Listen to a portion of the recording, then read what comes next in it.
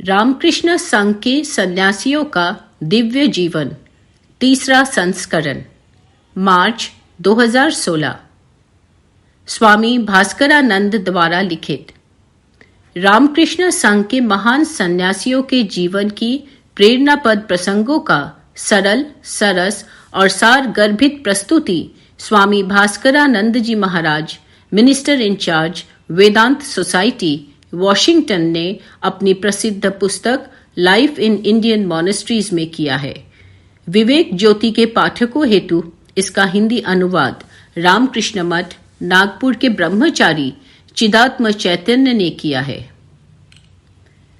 स्वामी विज्ञानानंद जी के संबंध में कुछ संस्मरण। रामकृष्ण मिशन टीबी सैनिटोरियम आश्रम रांची के ड्राइवर से मैं वार्तालाप कर रहा था। उसने कहा, महाराज, मैं बहुत भाग्यशाली हूं कि ड्राइवर के रूप में मैं रामकृष्ण मिशन के बहुत से महान सन्यासियों के साथ घूमा हूं। यहां तक कि स्वामी विज्ञानानंद जी महाराज के साथ भी एक बार गाड़ी में गया था। मैंने पूछा, सच में?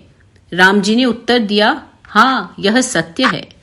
लेकिन कुछ दूर जाने के अनंतर गाड़ी का इंजन खराब हो गया। मैं कार से नीचे उतरकर इंजन की मरम्मत करने लगा। तब स्वामी विज्ञानानंद जी महाराज ने मुझसे कहा, राम जी, यदि तुम्हें कोई परेशानी हो तो तुम मेरी सहायता ले सकते हो। तुम जानते हो कि मैं पहले इंजीनियर था। मैंने कहा, महाराज, आप अपने सीट पर बैठे रहकर मुझे आशीर्वाद दीजिए, तभी मैं कार को ठीक करने में सक्षम हो सकूंगा। सौभाग्य से बहुत जल्दी ही कार ठीक हो गई। राम जी ने कहना जारी रखा, मैं वाराणसी में रामकृष्ण मिशन सेवाश्रम के सन्यासियों के घनिष्ठ संबंध के साथ बड़ा हुआ। तब मैं छोटा बच्चा था। सन्यासीगण मुझसे बहुत प्रेम करते थे, यहाँ तक कि मैं उन लोगों के साथ वॉलीबॉल भी खेलता था। युवावस्था में मुझे वाराणसी में ड्राइविंग का अनुज्ञा पत्र लाइसेंस मिला और मैं ड्राइवर की नौकरी करने लगा। एक बार जब मैं बिहार के सरकारी कार्यालय में ड्राइवर था तो मुझे इलाहाबाद से पूजनीय शैलेन महाराज का पत्र प्राप्त हुआ। वे इलाहाबाद आश्रम में स्वामी विज्ञानानंद जी महाराज के सेवक थे। उन्होंने लिखा, राम जी, इस वर्ष हम लोग अपने आश्रम में दुर्गा पूजा करने जा रहे हैं। यदि तुम आते तो हम लोगों के लिए बड़ी सहायता हो जाती। मैंने अपने प्रभारी अधिकारी से बातचीत की तथा दुर्गा पूजा के समय कुछ दिन की छुट्टी के लिए प्रार्थना की। उन्होंने मेरी प्रार्थना स्वीकार कर ली। मैंने सोचा, पहले मैं वाराणसी जाऊंगा और तत्पश्चात प्रयाग, इलाहाबाद। अतः मैंने वाराणसी जाने वाली ट्रेन पकड़ी। जाते समय मार्ग में एक छोटे स्टेशन पर ट्रेन कुछ देर के लिए रुकी। जब मैंने खिड़की से बाहर देखा तो बगल के तालाब में बहुत से कमल के फूल खिले थे। मैं अविलंब ट्रेन से नीचे उतरा और तालाब के पास चला गया। इसी बीच ट्रेन चली गई। एक ग्रामीण व्यक्ति तालाब के निकट ही खड़ा था। मैंने उससे अपने लिए कमल के कुछ फूलों को तोड़ने के लिए कहा। पहले तो उसने अनिच्छा दिखाई, लेकिन जब मैंने उसे कुछ रुपए देने के लिए कहा तो वह अविलंब तैयार हो गया। उसने बहुत से फूल तोड़े, उन फूलों को अच्छी तरह बांधा और रेलवे स्टेशन पर वाराणसी जाने के लिए अगली ट्रेन की प्रतीक्षा करने लगा। वाराणसी पहुंचने के बाद मैं सीधा रामकृष्ण अद्वैत आश्रम में गया तथा पूजा के लिए कुछ कमल के फूलों को दिया। उसके बाद मैंने इलाहाबाद जाने के लिए ट्रेन पकड़ी। जब मैं इलाहाबाद रामकृष्ण आश्रम में पहुंचा तो पूजनीय शैलेन महाराज ने मेरा स्वागत किया। उन कमल के फूलों को देखकर वे काफी आनंदित हुए। उन्होंने वहां से जाकर यह सूचना स्वामी विज्ञानानंद जी महाराज को दी। जब स्वामी विज्ञानानंद जी महाराज अपने कमरे से बाहर निकले तो शैलेन महाराज ने उनको मेरा परिचय देते हुए कहा, महाराज, इस नवयुवक का नाम राम जी है। इसने बहुत दूर से दुर्गा पूजा के लिए कमल के फूलों को लाया है। स्वामी विज्ञानानंद जी महाराज फूलों को देखकर बहुत प्रसन्न हुए। पहले उन्होंने फूलों को देखा, उसके बाद मुझे देखकर बहुत सुंदर। मैंने अनुभव किया कि जैसे उन्होंने अपनी सूक्ष्म दृष्टि से मेरे भीतर बाहर देख लिया हो। यही प्रथम बार मैंने उनका दर्शन किया और उनके आध्यात्मिक सान्निध्य से पूर्ण रूप से अभिभूत हो गया।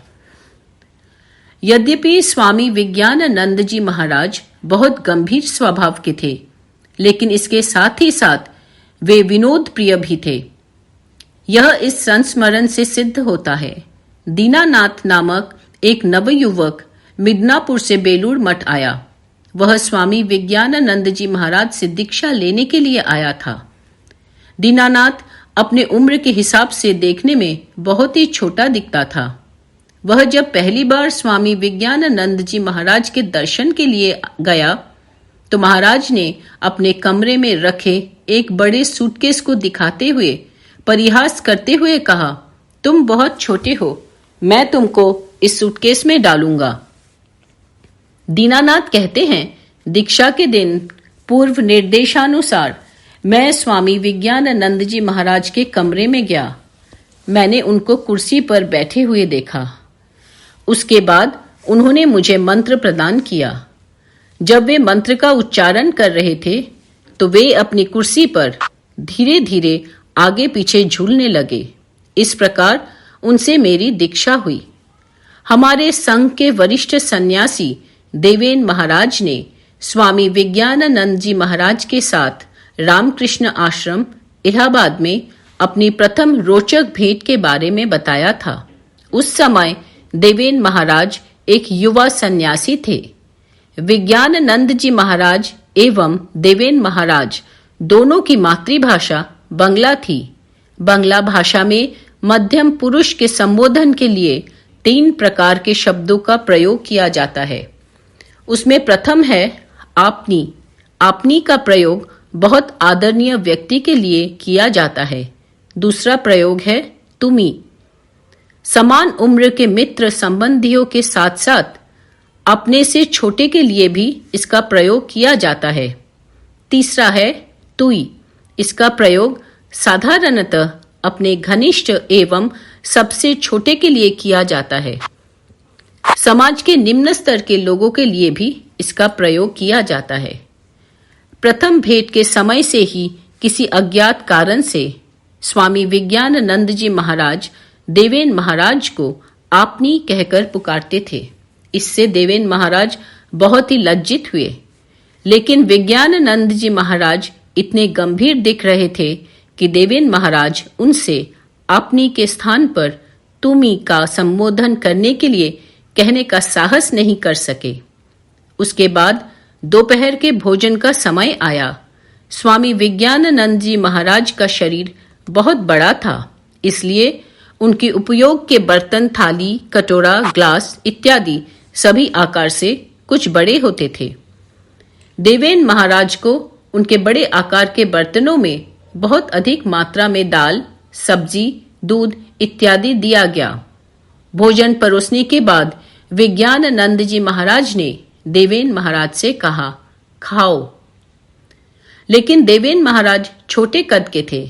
उन्हें लगा कि परोसा गया भोजन उनके लिए बहुत अधिक है, अतः उन्होंने विज्ञानानंद जी महाराज से कहा, महाराज यह भोजन बहुत अधिक है, मैं इतना नहीं खा सकता।